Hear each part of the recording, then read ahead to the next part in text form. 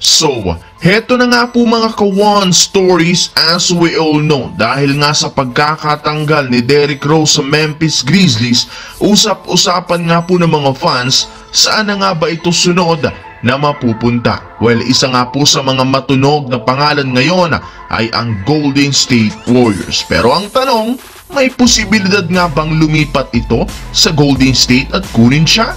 Well, tara't pag-usapan natin yan at linawin at talakayin ng balitang aminado nga po si Jayson Tatum na takot siya sa Denver Nuggets. Pero bago yan, please don't forget to hit the notification bell at mag-subscribe sa aking channel.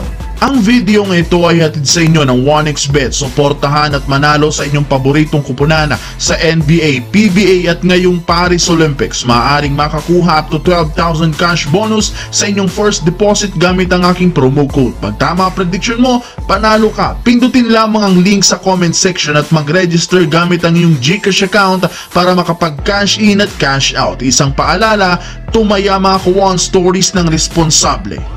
Matapang nga po mga kawan stories na sinabi ng superstar ng Boston Celtics na si Jayson Tatum sa media, malaki ang kanyang tiwala na makakabalik ang kanilang team sa NBA Finals next year at maayos nilang madedepensahan ang kanilang kampyonato. Gagawa nga sila ng history bilang unang team sa nakalipas na 5 taon na nakapag back-to-back gamit ang kanilang walang pinagbagong lineup na nagdomina last season. Sinisigurado nga po ng kanilang team na simula muli ang mangunguna na sa standings at matatalo nilang muli ang lahat ng makakabangga sa isang 7-game series.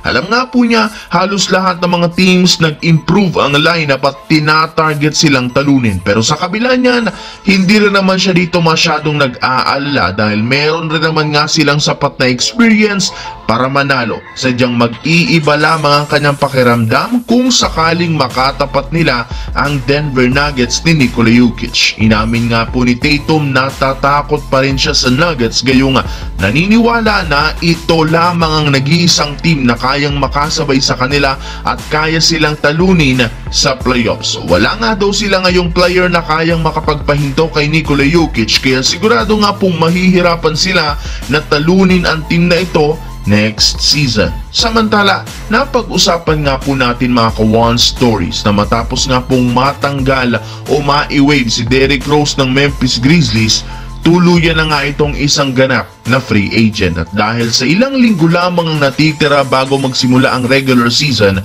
kailangan na nga po niyang magmadali sa paghahanap ng bagong team ng kanyang sunod na paglalaruan kung gusto niyang makahabol sa regular season. At simula nga po nang maging free agent si Rose, marami nga po mga teams ang nababanggit ngayon ng mga fans na pwede nitong sunod na paglaruan. Sa katunayan, karamihan nga po sa mga fans nagsuggest sa kanya na lumipat sa Golden State Warriors. As of today, meron para naman nga pong natitirang isang bakanting pwesto ang lineup ng Warriors sa pagkakaroon nila ng 14 players na merong standard contract at 3 malalaro na merong two-way contract. Kaya pwede nga po siyang kunin ng Warriors kung gugustuhin lamang ni Rose.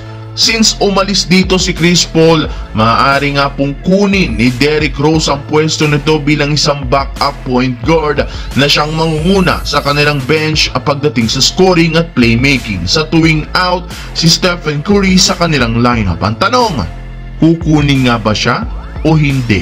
I-comment nyo lamang nga sa baba ang inyong opinion at babasahin natin yan.